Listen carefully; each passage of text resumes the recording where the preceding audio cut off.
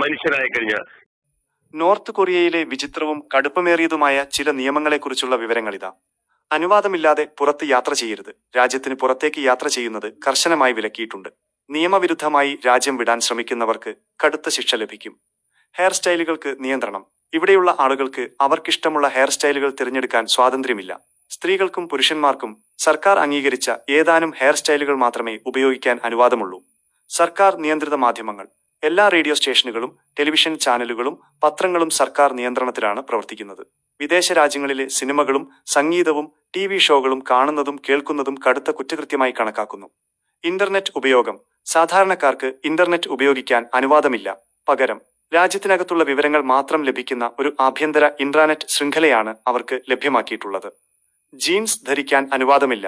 രാജ്യത്ത് ജീൻസ് ധരിക്കുന്നത് നിയമവിരുദ്ധമാണ്. ഇത് പാശ്ചാത്യ സംസ്കാരത്തെ പ്രോത്സാഹിപ്പിക്കുന്നു എന്ന കാരണത്താലാണ് ഈ വിലക്ക്. തലസ്ഥാനത്തേക്ക് മാറാൻ അനുമതി വേണം. തലസ്ഥാനമായ പ്യോങ്യാങ്ങിൽ താമസിക്കാൻ ആഗ്രഹിക്കുന്നവർക്ക് സർക്കാരിന്റെ പ്രത്യേക അനുമതി ആവശ്യമാണ്. പ്യോങ്യാങ്ങിലെ താമസക്കാർക്ക് മറ്റ് നഗരങ്ങളിലുള്ളവരെക്കാൾ കൂടുതൽ സൗകര്യങ്ങൾ ലഭിക്കുന്നു. മതപരമായ കാര്യങ്ങൾ. രാജ്യത്ത് മതപരമായ പ്രവർത്തനങ്ങൾ നടത്താൻ അനുവാദമില്ല. പൊതുസ്ഥലങ്ങളിൽ ബൈബിൾ സൂക്ഷിക്കുന്നതും വിതരണം ചെയ്യുന്നതും രാജ്യദ്രോഹ കുറ്റമായി കണക്കാക്കുന്നു.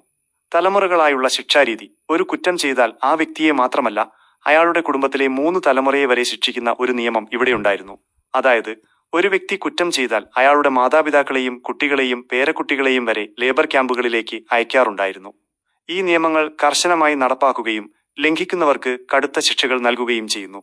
അതുകൊണ്ട് തന്നെ നോർത്ത് കൊറിയയിലെ ജീവിതം വളരെ പരിമിതമായ സ്വാതന്ത്ര്യങ്ങളുള്ള ഒന്നാണ്.